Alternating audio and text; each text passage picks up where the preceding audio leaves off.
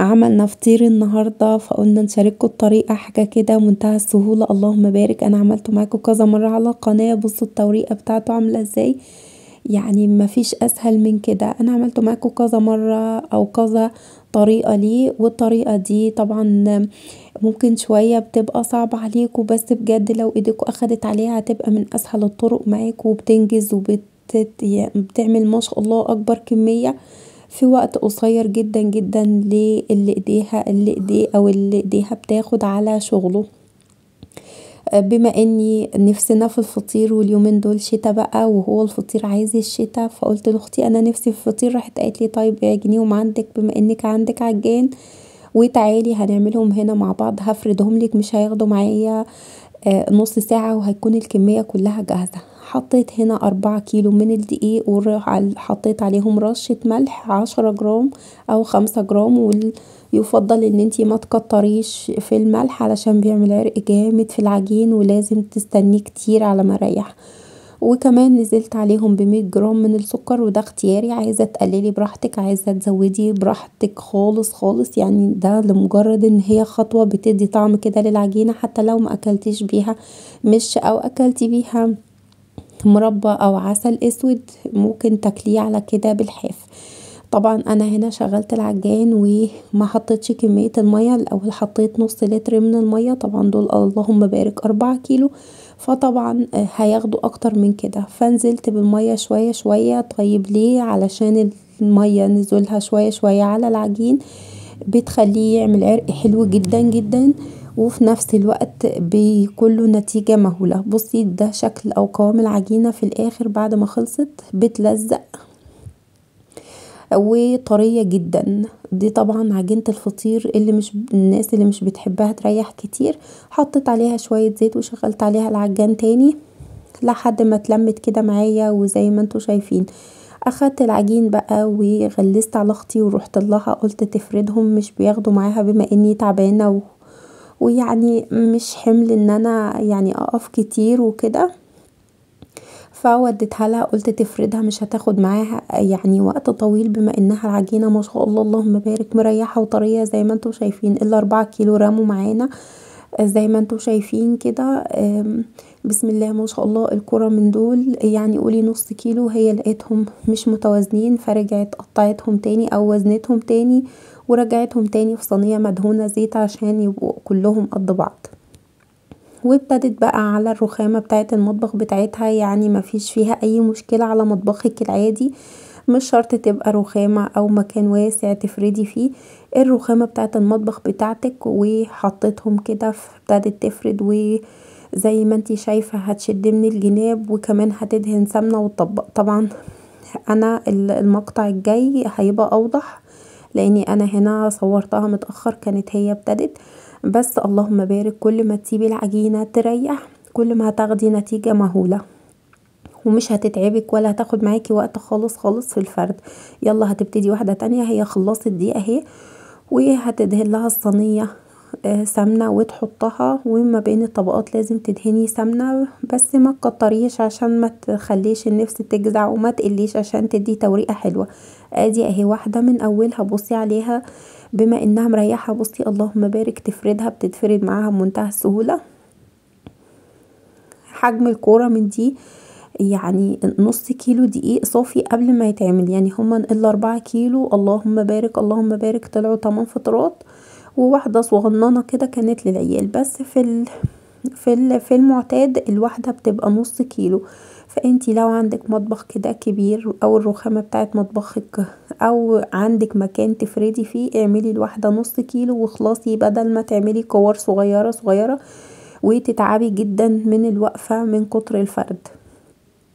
لو حابة الطريقة التانية بالزبدة برضو بتدي نتيجة حلوة جدا وبتنجز معاكي في الوقت. من اصعب الطرق اللي هي بتفردي كرة كرة لانك بتاخدي وقت طويل قوي قوي وممكن تعملي فطرتين. بس دي اللهم بارك عملت ال4 كيلو ما كملتش حرفيا ساعة في فردهم. بصي العجينة استك معاكي ما شاء الله اللهم بارك، بما انها مريحة ما بتاخدش وقت وما شاء الله عليها، ولا بتتقطع ولا بتتفرول، بتشديها كده تتشد معاكي. كل ما تشديها وتفرديها وتشوفي الشكل الرخامة فيها كده تضمني توريقه حلوه قوي قوي والرق بتاعها خفيف زي ما انتي شايفه. بصي بتشدها من كل ناحيه، بتتشد معاها من غير اللهم بارك ما تتقطع ولا يحصل فيها حاجه. بصي لو تلاحظي شايفه المطبخ من تحت. خلاص كده هي فردتها والعجينه كده جابت اخرها معاها عشان ما تتقطعش. ابتدت بقى تجيب السمنه، وطبعا انتي حابه تعمليه بزبده ممكن تخلطي الزبده مع زيت، بس انا مش بنحب الزيت خالص خالص في الفرد لانه بينشف كده وبينشف الفطيره. فاحسن حاجه في الفطير يا اما السمنه يا اما الزبده. وفي طبعا نوع زبده اسمها مارجريت او مارجريتا، دي بتاعت الافران، ممكن برضو تجيبيها وتسيحيها حاجه بسيطه كده في الميكرويف وتبتدي تعملي بيها، برضو بتدي توريقه فوق رهيبه وبصراحه حلوه جدا جدا في الفطير. بما انها بتاعت الافران ودي حاجه تخصص يعني، فبتدي توريقه حلوه قوي قوي في الفطير. بصي خطوه واحده ما شاء الله اللهم بارك لمتها كلها على الرخامه وما اخدتش معاها وقت خالص. بجد لو ايديكي اخدت على الطريقه دي مش هتعملي غير بيها، لانها حرفيا بتنجز معاكي. لو 10 كيلو دقيق بيخلصوا ما بياخدوش ساعه في الفرد. وطبعا لازم يكون حد وراكي يسوي. انا طبعا كنت مشغله الفرن، وبما اني الفطيره اللي قبلها ابتدت تريح كده حاجه بسيطه، هتبتدي كده تفردها معاكوا دلوقتي. بس لما تخلص الفرد او اللم الفطيره اللي على الرخامه. وبما اننا في الشتاء كل ما بتسيبي العجينه والفطير بعد ما بتفرديه بياخد تريحه حلوه كده وبيساعدك ان هو يتفرد معاكي بمنتهى السهوله في الصينيه، وكمان بيدي توريقه حلوه قوي قوي قوي في الفرن. ما بيبقاش مكلكع ولا تخين ولا الطبقات ولا الرق بتاعه يبقى معجن من جوه. هنا ابتدت يعني تلم كده بالفرشة، ودي طبعا ليكي حرية الاختيار لو مش عايزة تبهدلي ايديكي. هي اصلا مش بتاخد وقت ولا اي حاجة. هي جابت الفرشة وابتدت تدهن بيها، وقالت لي ان الفرشة ما بتاخدش سمنة كتير زي لما تحطي ايديكي وتطلعي السمنة. فزي ما انتي حابة اعمليها. هنا ابتدت شوية تريح، هي ما ريحتش قوي. بصوا برضو شادة. والعجينة بتاعة الفطير قبل ما بتتحط في الفرن لازم تبقى مريحة جدا جدا، يعني ممكن في الشتاء مش اقل من نص ساعة، في الصيف ما تسيبهاش كتير علشان السمنة من جوه بتبتدي تسيح والطبقات بتدخل على بعض فبيعجن معاكي.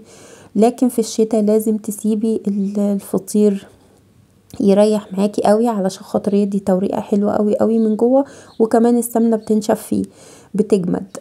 دي طبعا كنت حطاها في الفرن، اخدت 10 دقايق وابتدت تقب كده زي ما انت شايفه، وابتدت تاخد اللون الحلو كده. وطبعا انا كنت مش عادله الاضاءه فعدلت الاضاءه وعشان اوريكم شكلها عامل ازاي من بره. وكمان كل ما تداني الوش سمنه. دي انا المقطع اللي فات انا دهنت وشها سمنه عشان خاطر ما تطلعش وشها ناشف ولا حاجه، فطلعت باللون والحلاوه دي. ملحوظه الفرن ممكن اللي موجود عنده فرن بيشتغل من فوق ومن تحت بيفضل ان هو يشتغل عليه احسن ما تبقى يعني تبقى عين واحده بس اللي شغاله الفرن او الشوايه، لاني يعني مش بحسه بيطلع الفطير زي لما يبقى فوق وتحت شغالين مع بعض. بس اللي مش عنده ممكن يشغل الفرن بس من تحت، وكل 10 دقايق يقلبها. هي قلبة واحدة بس مش هتشيلي وتحطي فيها عشان ما يتقطعش معاكي، مجرد ان هو يحمر من تحت هتقلبيه. بصي اللهم بارك واخد لون حلو قوي قوي وتورقته جميلة ما شاء الله وناسس في الفرن واخد طبقات زي ما انتي شايفة. بجد الطريقة دي هتريحكم كتير جدا. انا كنت طبعا يعني ده مصوره مقطع واتمسح، فده كده كان بعد ما اتغدينا بيه. اخدت العجين بتاعي وسويته عندي في الفرن عشان خاطر فرنتها كانت بتشتغل من تحت بس او من فوق بس، فده مش مطلوب خالص خالص في الفطير. سويتهم كلهم عندي واتغدينا بيهم، وكنت مصوره لكم مقطع حلو جدا بس اتمسح. يلا مش اشكال، يعني البركة في اللي موجود. يا رب يكون افدتكم وكنت ضيفة خفيفة عليكم وفهمتوا حاجة من الفيديو. دي مربة التين اللي انا عملتها معاكم قبل كده، هتلاقوا اللينك بتاعها تحت في صندوق الوصف. حطيت معاها عسل بطحينة اهو وكانت احلى اكلة بجد، كانت تحفة. لحد هنا الفيديو بتاعي كان خلص. لو الفيديو عجبك ما تنسيش تحط اللايك وتشتركي في القناة، والاهم من كده تصلي على النبي كتير. والسلام عليكم ورحمة الله.